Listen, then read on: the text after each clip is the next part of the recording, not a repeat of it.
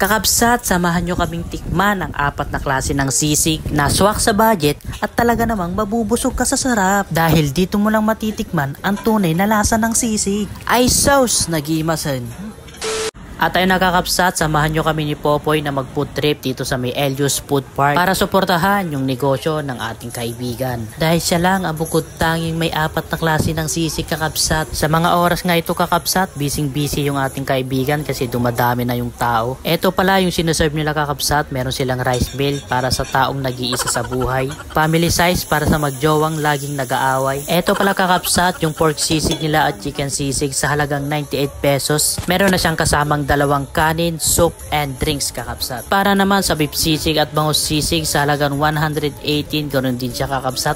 May kasama siyang 2 rice, drinks at soup. At sa mga mahilig sa only rice, mag-add lang po tayo ng 25 pesos. All goods na yun kakabsat. Ito naman yung family size nila. Good for 3 to 4 packs. Sa halagang 160 to 180 kakabsat. Tignan nyo naman kakabsat kung gaano karami yung kanilang family size. Sigurado akong hindi kayo mabibitin kakabsat. Ganito naman karami yung kanilang solo or rice meal. Ito na pala yung pinaluto namin kakabsat, bangus sisig. Ito naman yung kanilang chicken sisig.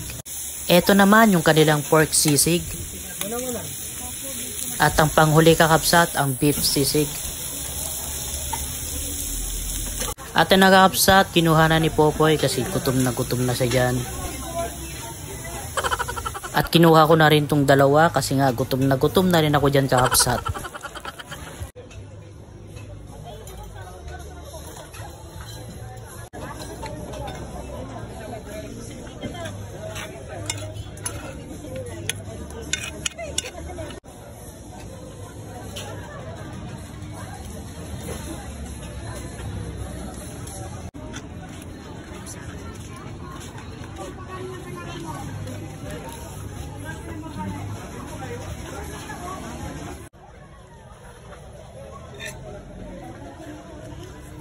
Sauce.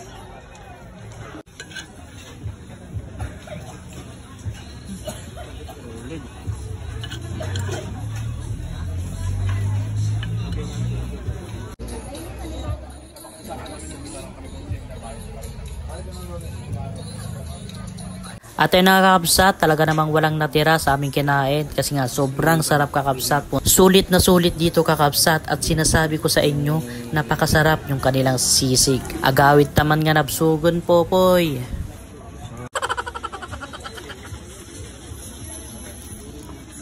Kakabsat, suportahan natin ang Elios Sisig. Pag natikman nyo to, talaga namang babalik kayo. Hanggang dito na lang kakabsat, maraming salamat sa panonood.